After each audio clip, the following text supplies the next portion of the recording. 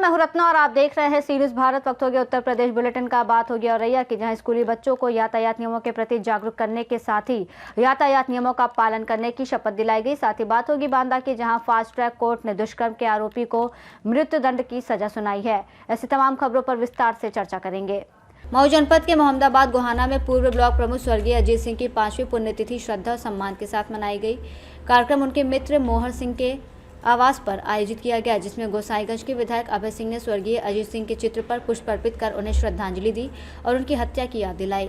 मोहर सिंह ने कहा कि जब तक वो जीवित हैं, अपने मित्र को न्याय दिलाने की लड़ाई जारी रखेंगे।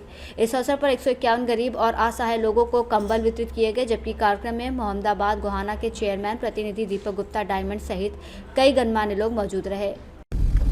5वीं पुण्यतिथि आज आप लोग मना रहे हैं, क्या कुछ है और कैसे अजीत सिंह को आप याद करते हैं? अजीत मेरे परम मित्र थे। मैं उनकी आज 5वीं पुण्यतिथि मना रहा। मैं अजीत को हृदय से मानता था। अजीत की लड़ाई मैं लड़ूंगा। जब तक मेरे जान में जान है, तब तक मैं अजीत की लड़ाई लड़ूंगा और उनको इंसाफ दिलवाऊंगा। क्या उनके सपनों को साकार करेंगे आप, या? मैं उनके सपनों को साकार करूंगा। सर, आज 5वीं पुण्यतिथि पे आए हैं पूर्व अध्यक्ष प्रमुख जी के, क्या कुछ कहेंगे उनको लेकर? 5 वर्ष पूर्व प्रमुख जी की लखनऊ में हत्या कर दी गई थी। उसके बाद ये उनकी 5वीं पुण्यतिथि मनाई जा रही है। मोहर सिंह जी इसके आयोजक हैं और हम बताना चाहेंगे, मोहर सिंह जी जिस तरीके से अपने मित्र धर्म का पालन करते हुए मित्रता की मिसाल की है, पेश की है, इसके लिए मैं मोहर जी को बहुत बधाई देता हूं कि समाज में किस तरीके से लोगों को एक दूसरे पर रिश्ता निभाना चाहिए। संबंधों का रिश्ता होता है, मित्रता का रिश्ता होता है। उस रिश्ते पे पूरे खरे उतरे हैं। हम ये कहना चाहेंगे, इस देश में हमेशा नारी शक्ति की पूजा हुई है। आप देखिए, ये सावित्री और सत्यवान का देश है। सावित्री यमराज से लड़ाई लड़के अपने पति सत्यवान की जान बचा कर लेकर के आई थी। अब ये युग बदल गया है, लेकिन आप यहीं देख सकते हैं कि बगल जिले में बहन वंदना सिंह अपने पति के हत्यारों से लड़ी, उनको सजा कराई, हर व्यक्ति को सजा हो गई। उसी तरीके से देखिए, प्रयागराज में बहन पूजा पाल अतीक अहमद जैसे दुर्दांत अपराधी से लड़ी। मऊ से सी न्यूज़ संवाददाता प्रमोद विश्वकर्मा की रिपोर्ट। आगरा में एसआईआर प्रक्रिया के बाद ड्राफ्ट पब्लिकेशन हुआ, जिसमें जिलाधिकारी और जिला निर्वाचन अधिकारी अरविंद मल्लप्पा बंगारी ने बताया कि नए मतदाता सूची में अब कुल 27,63,000 वोटर हैं, जबकि इससे पहले सूची में 36,71,000 वोटर थे। पार्टी प्रतिनिधियों को नई सूची उपलब्ध कराएगी और इसी अवसर पर आरबीएस कॉलेज के राव कृष्णपाल सिंह ऑडिटोरियम में जिलाधिकारी बंगारी ने विशेष प्रगाढ़ पुनर्निरीक्षण के अंतर्गत युवा मतदाताओं के पंजीकरण को बढ़ावा देने के लिए युवा मतदाता रजिस्ट्रेशन कार्यक्रम का शुभारंभ भी किया। 6 जनवरी 2026 है आज ड्राफ्ट रोल पब्लिकेशन का एक अहम दिन है। इससे पहले ये जो विशेष प्रगाढ़ पुनरीक्षण जो एसआईआर है, ये अक्टूबर 28, 2025 से शुरुआत हुई थी। तो 28 अक्टूबर से इसका प्रिंटिंग, इसके बाद डिस्ट्रीब्यूशन के बाद इसका वोटर से कलेक्शन कराना, कलेक्शन करने के बाद डिस्चार्ज कराना, डिस्चार्ज करने के बाद मैपिंग करा के, मैपिंग करने के बाद 2 बार BLO BLA की मीटिंग हुई है। 2 बार BLO BLA की मीटिंग हुई है। एक 11 तारीख जो उस समय 11 तारीख के समय हुआ था, उससे पहले हुआ था। इसके बाद 26 तारीख के बाद BLO BLA की मीटिंग हुई है। BLO BLA की मीटिंग में उस समय 11 तारीख या उससे पहले 26 तारीख के बाद हम सारे ये ESD अनकलेक्टेबल फॉर्म्स है, जो एब्सेंट, शिफ्टेड, डेथ और अदर कारण से या डुप्लीकेट अदर कारण से जो अनकलेक्टेबल, वो भी सूचना उनको दे दी गई थी पॉलिटिकल जो BL एजेंट से, और ग्राम पंचायत के सचिवालय पे और बूथ पे और नगर निगम नगर पालिका के क्षेत्र में चस्पा भी किया गया था और एक कॉपी पॉलिटिकल BL एजेंट्स को भी दिया गया है। एक कॉपी में NIC के डिस्ट्रिक्ट आगरा के NIC की वेबसाइट पे भी उपलब्ध है, dmagra.nic.in पे भी उपलब्ध है। कोई भी व्यक्ति मिनट्स देख सकता है। इसके पुनरीक्षण अब आज अहम फेज है कि ड्राफ्ट रोल पब्लिकेशन का फेज है। आज आपने देखा होगा पॉलिटिकल पार्टीज, अलग अलग पॉलिटिकल पार्टीज आए थे, उनको एक ड्राफ्ट रोल दिया गया है और आने वाले जो कार्यक्रम है जो विशेष प्रकार पुनरीक्षण का वो भी अवगत कराया गया है। जैसे कि दावा और आपत्ति का समय period for filing claims and objections का जो पीरियड है वो 6/1/2026 है से लेके 6/2/2026 तक है। मतलब जनवरी 6 से लेके फरवरी 2026 तक है दावा और आपत्ति का समय। आगरा से सी न्यूज़ संवाददाता अनुज उपाध्याय की रिपोर्ट। औरैया में राष्ट्रीय सड़क सुरक्षा माह के तहत नेशनल हाईवे स्थित सुदीति ग्लोबल एकेडमी में छात्र छात्राओं को यातायात नियमों के प्रति जागरूक किया गया और नियमों के पालन की शपथ दिलाई गई। इस अवसर पर ARTO औरैया NC शर्मा और यातायात प्रभारी ने छात्रों को संबोधित करते हुए कहा कि जीवन अनमोल है और यातायात नियमों का पालन कर सड़क दुर्घटनाओं से बचा जा सकता है। उन्होंने वाहन चलाते समय हेलमेट और सीट बेल्ट की उपयोगिता, सड़क दुर्घटना में घायल व्यक्ति को गोल्डन आवर में अस्पताल पहुंचाने और खुद नियमों का पालन करने के साथ साथ माता पिता को भी जागरूक करने की अपील की। कार्यक्रम में विद्यालय के प्रिंसिपल ने बड़ी संख्या में छात्र छात्राओं और शिक्षकों को यातायात नियमों के पालन की शपथ दिलाई। वहीं जनपद में सड़क सुरक्षा माह के तहत लगातार ऐसे कार्यक्रमों के माध्यम से लोगों को जागरूक किया जा रहा है। औरैया से सी न्यूज़ संवाददाता राजेश मिश्रा की रिपोर्ट। बदायूं के वरिष्ठ पुलिस अधीक्षक ब्रिजेश कुमार सिंह के निर्देशन में थाना दातागंज पुलिस टीम ने निर्माणाधीन एक्सप्रेसवे के पुल के नीचे से वांछित अभियुक्त शिवम गुप्ता और हिमांशु गुप्ता को गिरफ्तार किया। ये दोनों अभियुक्त 2-3 जनवरी 2026 की रात ग्राम पापड़ हमजापुर में मुन्नी देवी की हत्या और घर में लूट की वारदात के आरोपी थे। गिरफ्तारियों के दौरान अभियुक्तों के कब्जे से 2 सोने की अंगूठियां, 1 जोड़ी सोने के कुंडल, 1 सोने का हार, 1 चांदी की चेन सहित अन्य सामान बरामद किए गए।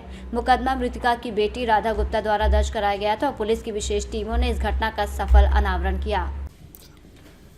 2/3 की रात्रि में थाना दातागंज के पापड़ हमजापुर में एक घटना घटित हुई जिसमें कि हत्या करके लूट की गई थी। इस संबंध में अभियोग पंजीकृत कर 3 लोग नामजद किए गए थे।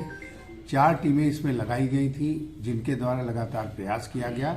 तो 2 लोगों की गिरफ्तारी आज हुई है जिनसे 1,10,000 रुपये नगद और चांदी के 1 किलो से ऊपर आभूषण और सोने का 25 ग्राम के लगभग आभूषण बरामद हुआ है। 2 मोबाइल इसमें बरामद हुए हैं। 48 घंटे के अंदर चारों टीमों ने मिलकर इस घटना का खुलासा किया है। इसके लिए मैं टीम को 25,000 रुपये के नगद पुरस्कार। बदायूं से सी न्यूज़ संवाददाता आकाश तोमर की रिपोर्ट।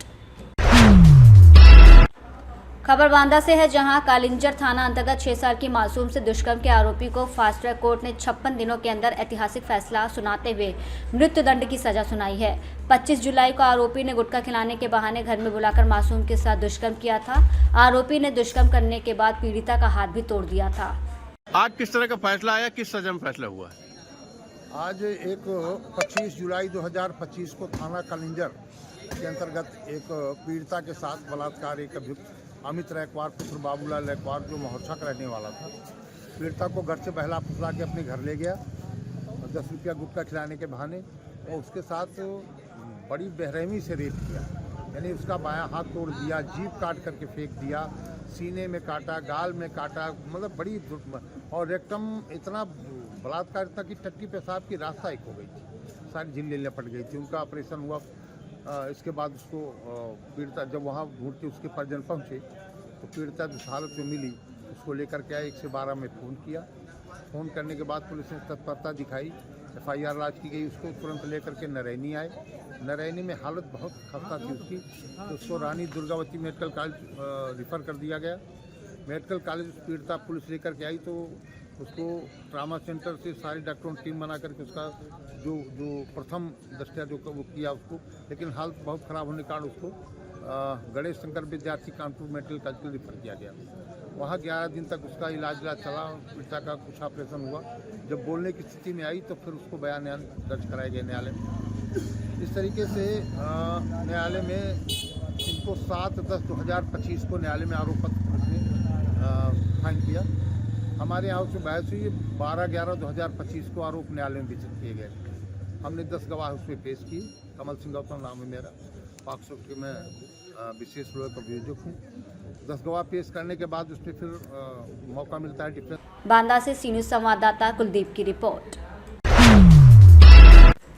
बांदा जनपद के शहर में स्थित ऐतिहासिक राइफल क्लब मैदान की विकास प्राधिकरण द्वारा नीलामी की तैयारी को लेकर समाजवादी पार्टी के कार्यकर्ताओं में आक्रोश देखने को मिला। सपाइयों का आरोप है कि इस खेल मैदान पर माफिया और प्राधिकरण की नजर है, जबकि इसी मैदान से हॉकी के जादूगर समेत देश के कई नामचीन खिलाड़ियों ने प्रदर्शन किया है और प्रदेश और राष्ट्रीय स्तर की कई रैलियों का भी आगाज यहीं से हुआ है। लोगों का कहना है कि यदि मैदान की नीलामी हुई तो खिलाड़ियों को अभ्यास और प्रतियोगिताओं में भारी परेशानी होगी, साथ ही चुनावी रैलियों और अन्य सार्वजनिक कार्यक्रमों के आयोजन में भी दिक्कत आएगी।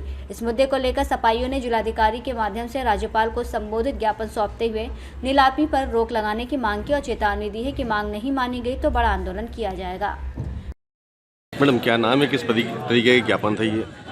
मेरा नाम किरण वर्मा है, पूर्व अध्यक्ष जिला पंचायत रही हूँ, पूर्व प्रत्याशी नारायणी विधानसभा। ये राइफल क्लब जो बहुत पुराना है और बहुत सदियों से मतलब इसमें बांदा जिले के लोग खेल कूद का मैदान था, बच्चे खेलते थे।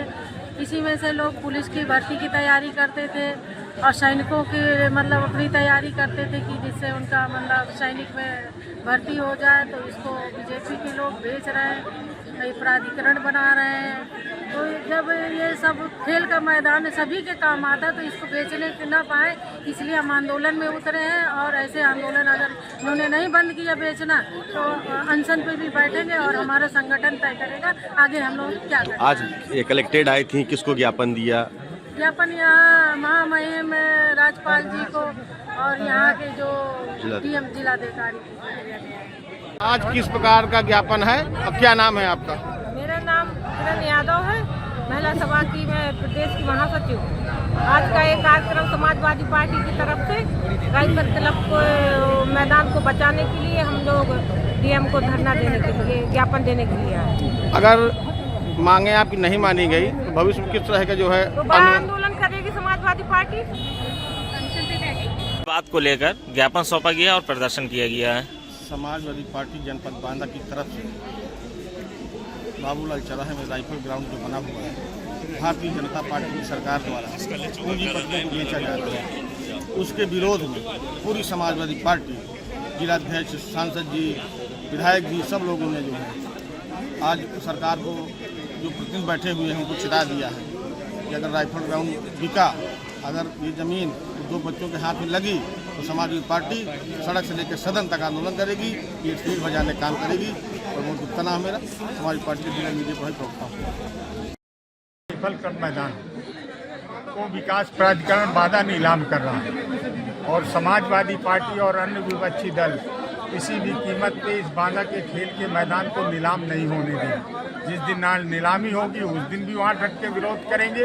और आज कलेक्टर के दरवाजे पे, बांदा कलेक्टर के दरवाजे पे हम एक खतरे की घंटी बजाने आए हैं। इतना सरल नहीं है राइफल क्लब को नीलाम करना, इतना सरल जिला प्रशासन और सरकार बन रही है। भूमाफियाओं को फायदा पहुँचाने के लिए ये काम किया जा रहा है किसी भी कीमत पे। ये डाटा संख्या 2086 जो तत्कालीन जमींदार ने ये खेल कूद के मैदान के लिए 99 साल के पट्टे पे दिया था 1902 में, और वो आज इसको बेचना चाहती है, जबकि ये दिया गया था जिला प्रशासन को। और जिला प्रशासन ने कैसे वहाँ बसा दिया विकास प्राधिकरण को। विकास प्राधिकरण तो अभी बना है, विकास प्राधिकरण को बसा करके टीटी जो हाल था साल वो दे करके ऑफिस के लिए, और उसने कब्जा करके उसको बेचने की कोशिश कर रही है। इसको रोकने का काम समाजवादी पार्टी करेगी, हर कीमत से हम लोग रोकने का काम करेंगे। हमने विधानसभा में उठाया, आयुक्त को ज्ञापन दे करके भी जिला प्रशासन और सरकार तक ये बात पहुंचाने की कोशिश की है, काम किया, लड़ेगी। मुद्दा उठाए जाने के बाद भी विकास प्राधिकरण अपनी हरकतों से बाज नहीं आएगा, बाज आएगा। हम कल आपसे बात करें। बांदा से सी न्यूज़ संवाददाता कुलदीप त्रिपाठी की रिपोर्ट। चित्रकूट में उत्तर प्रदेश खेत मजदूर यूनियन और अखिल भारतीय खेत मजदूर यूनियन के आह्वान पर कार्यकर्ताओं ने मनरेगा बहाली और नए वीबी जीरामजी एक्ट के विरोध में कचहरी से जिला मुख्यालय तक नारेबाजी करते हुए प्रदर्शन किया और सभा आयोजित की। नेताओं ने आरोप लगाया कि मनरेगा को कमजोर कर मजदूरों की आजीविका छीनी जा रही है और नए कानून में बजट व्यवस्था अव्यवहारिक है। प्रदर्शनकारियों ने नायब तहसीलदार के माध्यम से राष्ट्रपति को 9 सूत्री ज्ञापन सौंपते हुए मनरेगा को पुराने स्वरूप में बहाल करने, 200 दिन काम और 600 रुपये न्यूनतम मजदूरी की मांग की। इस दौरान बड़ी संख्या में खेत मजदूर और वामपंथी संगठनों के कार्यकर्ता मौजूद रहे। आज हम लोग सीपीआई सीपीआईएम के जो संगठन है उस पर आए हुए हैं। हमारे यहाँ पूरे खेत मजदूर यूनियन का जो ज्ञापन है वो मेन इन मुद्दों पर है कि मनरेगा को भाजपा सरकार द्वारा खत्म कर दिया गया और उसकी जगह बीपीजी जीराम जी बिल लेकर के आ गए। महात्मा गांधी जी का नाम मिटा दिया गया और जो सबसे बड़ी चीज़ ये है कि उन्होंने जो गवर्नमेंट केंद्र सरकार देगी 60% बजट देगी और 40% राज्य सरकारें देंगी। आज राज्य सरकारों के पास इतना कर्जा है कि वो 40% जो बजट है वो दे नहीं पाएंगे और धीरे धीरे पीजी जो राम जी का जो अस्तित्व है वो धीरे धीरे समाप्त हो जाएगा। गरीबों को मजदूरों को रोजगार नहीं मिलेगा और भाजपा सरकार इसको बहाना ढूंढ करके और देखेंगे कि भाई बजट नहीं है, हम कहां से सरकारें चला नहीं पा रही हैं और इसको खत्म करने के लिए। चित्रकूट से सी न्यूज़ संवाददाता रोहित कुमार सिंह की रिपोर्ट। कन्नौज के सौशैया अस्पताल में ऑपरेशन के दौरान बाहरी व्यक्ति द्वारा सर्जरी किए जाने का वीडियो वायरल होने के बाद कार्रवाई की गई है। मीडिया में खबर आने पर जिलाधिकारी ने मामले का संज्ञान लेते हुए 3 सदस्यीय जांच टीम गठित की थी, जिसकी जांच के बाद वीडियो में दिख रहे युवक धीरज सचान पर एफआईआर दर्ज की गई है। बताया गया है कि आरोपी धीरज सचान डॉक्टर की गाड़ी का चालक है और वायरल वीडियो अस्पताल की एक स्टाफ नर्स ने ड्यूटी से हटाए जाने और बाहरी व्यक्ति द्वारा ऑपरेशन किए जाने के विरोध में बनाया था। मामला सामने आने के बाद स्वास्थ्य विभाग में हड़कंप मचा हुआ है। कन्नौज से सी न्यूज़ संवाददाता महेश गौड़ पप्पू की रिपोर्ट। कन्नौज में डीआईजी प्रदीप गुप्ता जिला जेल पहुंचे और वहां का निरीक्षण किया। उन्होंने जेल में लगे सीसीटीवी कैमरों की भी जांच की और बड़ी लापरवाही से भागे कैदियों की घटना को गंभीर बताया। डीआईजी ने स्पष्ट किया कि मामले में जो भी दोषी होगा उस पर कड़ी कार्रवाई की जाएगी। कन्नौज से सी न्यूज़ संवाददाता महेश गौड़ पप्पू की रिपोर्ट। कन्नौज के ग्रामीण इलाके खासकर उमरदा ब्लॉक के रामपुर गांव में गंदे पानी की निकासी न होने के कारण ग्रामीणों का जीवन नरकीय बन गया है। साल भर गांव टापू की तरह बना रहता है और गलियों में पानी भरा रहता है, जिससे बच्चे रोज स्कूल जाने के लिए कीचड़ भरे रास्तों से गुजरने को मजबूर हैं। ग्रामीण कई बार अफसरों के सामने समस्या को उठा चुके हैं, लेकिन अब तक कोई सुनवाई नहीं हुई। नाले का प्रस्ताव पास होने के बावजूद उसका निर्माण नहीं हो सका, जिससे लोग लंबे समय से गंदे पानी और जल भराव से जूझ रहे हैं और अब केवल बड़े अफसरों से ही राहत की उम्मीद लगाएं। नगर के निवासी और हम लोग बहुत परेशान हैं। हमारे गलियों में पानी भरा हुआ है, निकलने की कोई व्यवस्था नहीं है। आप इसको देख के और इसका सावधान कर लीजिए। स्कूल की रास्ता है, इसमें 12 मास पानी भरा रहता है। नाला भी पास करवाया, वो भी बंद लोग बाग ने करा दिया। फिर भी अब बहुत कचड़े में बड़ी मुश्किल से निकल पाते। छोटे छोटे बच्चे हैं, बहुत दुखी रहते हैं। कन्या में लेके जब तो पढ़ने को स्कूल से निकालते हैं और निकल नहीं पाते हैं। बहुत परेशानी है, इतनी परेशानी है बहुत ज़्यादा करके कोई रिश्तेदार भी आता है वो भी ये कहता है कि ये रास्ता रामनगर की कभी सही नहीं हो पाती है, स्कूल की रास्ता भी नहीं सही हो पाती है, तो क्या हो पाएगा? क्या हमारा इसमें कोई सुनता भी नहीं है। बहुत हमने एप्लीकेशन दिया, न तो प्रधान कुछ कहते हैं, कुछ ही न अधिकारी कोई कहता भी नहीं है। कुछ नहीं कह जाते हैं कि बन जाएगा और फिर बनता नहीं है, ऐसे ही डरी रहे। कन्नौज से सी न्यूज़ संवाददाता शिबू सैनी की रिपोर्ट। बुलेटिन में फिलहाल इतना ही। देश और दुनिया की तमाम बड़ी खबरों के लिए आप देखते रहिए सी न्यूज़ भारत।